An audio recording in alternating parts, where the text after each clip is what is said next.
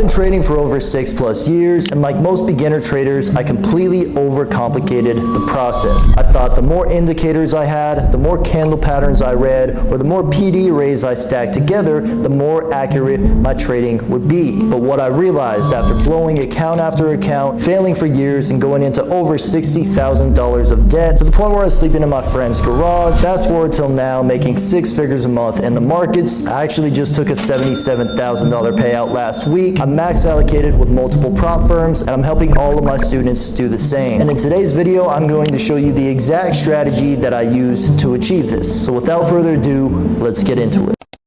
So in order to understand this strategy, we must first understand what we're actually looking at. What is the game plan when we arrive at the actual charts in the morning? First and foremost, you're going to arrive at the charts at 9:30 a.m. Eastern, and we're first going to be looking at the 4-hour time frame. Now we're going to go over examples, we're going to hop in the charts, do not worry, but for now we're just going to show you exactly what you're looking for. So as soon as you arrive on the charts, you're looking to see a 4-hour point of interest. So any PD array, a fair value gap, an order block, a rejection block, whatever it is, you're just simply looking for a relevant 4-hour PD array that is within a reasonable distance of current price. You don't want to be picking a PD array from 3 weeks ago that price is not even close to. You want to be using the most recent 4 or 5 4-hour candles. That way you have the freshest PD arrays. So if you arrive at 9:30 and you have a clean 4-hour PD array, go ahead and mark it out and then drop down to the 15. But if there is no 4-hour point of interest and no PD arrays that are clear points of interest, you want to go ahead and wait for 10 a.m. because that's when the current 4-hour candle closes and a new 4-hour candle opens. And a lot of times this creates a new 4-hour PD array that you can go ahead and use. So if you wait for 10 a.m. and there's a 4-hour point of interest, you go ahead and mark it. But if there's still no point of interest, you just want to go ahead and leave the charts. It's not worth it, don't want to force it, and you don't want to be sitting there for 8+ hours. But as soon as you find that point of interest, you go ahead and drop down to the 15. And when you arrive at the 15-minute chart, this is what you're looking for. So you're looking for a 15-minute rejection block that gets created off of the 4-hour PD array that you outlined earlier. So you simply want to wait for price to trade into that 4-hour level and then wait to see if the 15-minute closes, leaving a rejection wick at the top if you're bearish and at the bottom if you're bullish. And if you're confused right now, you'll see what I mean when we hop on the charts. But either way, you're going to wait for that rejection block, and that is your confirmation signal. Now on the other hand, if you do not get that 15-minute rejection block, either it trades past the PD array or it doesn't form with an actual rejection wick, or if it doesn't even get hit at all, then you simply wait for a new 4-hour PD array, or you just go ahead and leave the charts. But in the case that you do find a rejection block off of your 4-hour PD array, there's one last step before we can confirm if this is an actual trade or not, and that is looking to see if this rejection block has a single one-sided rejection wick. So in other words, do we reject just off of one side, either the top or the bottom,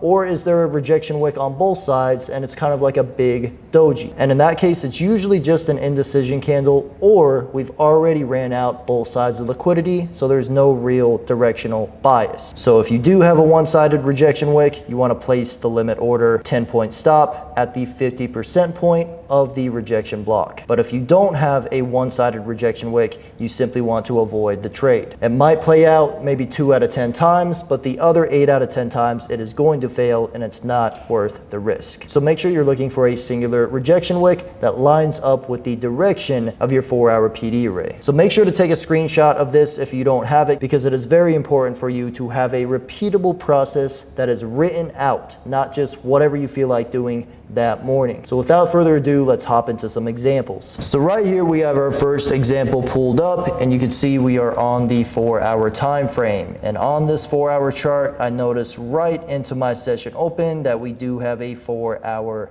bearish fair value gap. So I'll go ahead and mark that out, as well as look for any other PD arrays that we can potentially be using. So I also see this 4-hour bearish fair value gap up here, as well. Now we already sold off from this one, so we might not use that one again. If anything, we'll use the consequent encroachment, but this one, being that it is the most recent fair value gap and it also lines up with where price is headed, I'm going to go ahead and focus in mainly on this one. And now I'm going to go ahead and drop down to the 15-minute time frame, and then I'm simply going to wait for price to trade into that level and form a rejection block. Now if you don't know what a rejection block is yet, it is simply when we form a wick CE off of a 4-hour level. So you can see right here, guys, we have a rejection wick formed off of that 4-hour fair value gap, consequent encroachment. So I'm going to go ahead and zoom into that and also mark out the wick CE. So to do that, I take my Fibonacci tool. You can also take the rectangle tool, but you just want to have the 50% point marked, and that is going to give you your actual wick CE. And you'll also notice how this has a singular wick. We are only rejecting the top. We also close the candle bearish, and we have quite a few imbalances to the downside that can act as our draw on liquidity. So this is a pretty solid setup we've got going on here. And so all I'm going to do is place a short position right here, 10-point stop loss, targeting a fixed 1 to 4. And as you can see, plays out extremely well, runs for about a 1 to 9. And you can see on the 1 minute as well, plays out pretty perfectly there. Crazy quick delivery on most of these. Most of the time you'll be in profit or you'll just be stopped out within a few seconds. So it's very nice when you can literally get 4R to 10R off a setup that only takes a couple of minutes to deliver versus a couple of hours. And another keynote with this setup is I found that when it works best, it also lines up with a 2022 model. So if you notice over here, when we tapped into that 4-hour fair value gap, consequent encroachment, we also made a swing low down here, and we actually shifted market structure as soon as this candle closed. And after that, we also left behind a 1-minute order block right here, guys. We also left behind a couple fair value gaps and an order block here as well. So it's a classic 2022 model setup / IFEG. And whenever that does happen to align with your rejection block setup as well, it is just added confirmation, works almost flawlessly. So that's another thing you can look for. And if you're a 2022 model trader, you can also look to align your setups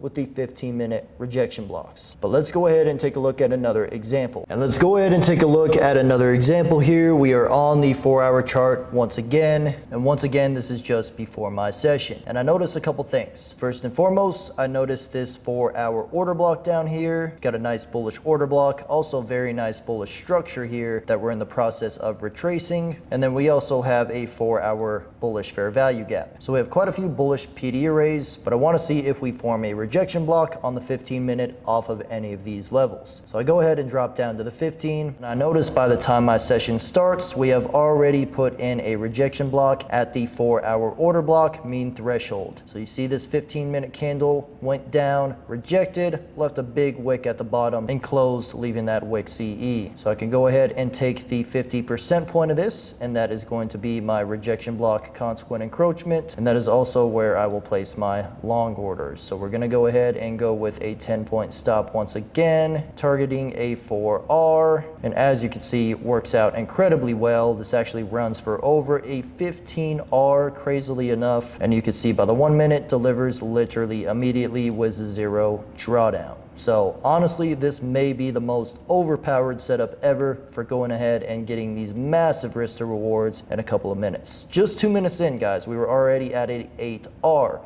2 minutes into your setup, you could have bagged an 8R off of this simple strategy. So there's literally no other strategy that offers this type of risk to reward with this type of win rate this consistently. And it's important to also note, guys, what do we have here again? We have a market structure shift as soon as we get above this high, and then we also left an order block. You can see here the 1 minute order block actually lines up directly with where we delivered our trade. So you see how all of these elements work together. And if you don't notice that, all the way down here, market structure shift, boom, retracement, lines up with that rejection block level and shoots up from there. Now let's take a look at one last example, and then I'm going to show you a couple things to avoid. So this third example, we're going to take a look at the 4-hour chart once again. And on this particular day, we were closing through a fair value gap. We also just invalidated an order block, but we still had these two wick CEs down here. So these were actually rejection blocks. This one formed off of the bullish order block right here, and this one formed off the upper region of this rejection block. So these are both rejection blocks relative to the 4-hour time frame. So I went ahead and outlined both of these levels to see if any of them would create a rejection block on the 15-minute time frame. Next, I dropped down to the 15-minute time frame to see if any rejection blocks would form off either of these 4-hour levels. And you can see here we create a 15-minute rejection block right here. So this is off the first 4-hour rejection block, and if we take the wick CE, the 50% point is right there. Now we also have quite a few things working in our favor because we do have a bearish 15-minute fair value gap up here. We also have one up here, so that's 2 draws on liquidities, 3 if you count the order block, and we are also at a discount, so we are in prime territory to deliver a retracement. So as usual, I'll go ahead and place my order here, 10-point stop, and we're going to target a 4R. And you can see if we fast forward here, plays out extremely nicely, and it plays out super quick as well. Looks like it ran for about a 1 to 8. So super solid position as well. This one is a little bit more choppy, but you can see ultimately very fast delivery. Only took a couple of minutes to go ahead and reach that first 1 to 4. So hopefully you guys are starting to understand this. If you have any questions, go ahead and drop them below, but we're gonna move forward to the next example. And this last one is an example of why you should always use a single wick candle. As you can see in this example, we rejected off a very nice 4-hour level and left this 15-minute rejection block. However, we also had a 15-minute rejection block up here, and we actually rejected off of that, creating another rejection block. So not only do we have now less room to target, but we actually used one of the only draws on liquidity we still had to the upside. So there's no real reason for price to go up. We also purged the downside, so there was not really a reason for price to go down either. However, you can see if you did place an order here, 10-point stop loss, targeting a 1 to 4, you would simply be stopped out by that candle, and you can see it doesn't really respect either of those levels. So whenever you get into a scenario like this where there's rejection blocks on both sides, you just want to go ahead and avoid that candle. So go ahead and give this a try. Let me know what you think, guys. And if you need any help whatsoever, be sure to also hop in the free Discord to practice this and get your reps in with the rest of the community. Ladies and gentlemen, appreciate you tuning into this video. If you learned something or if you have any questions, be sure to put them in the comments below. Other than that, if you want to work with me one-on-one, I am taking on a few more students this quarter. Click the link in the description below to apply. And until next time, stay blessed, and I will see you all in the next video.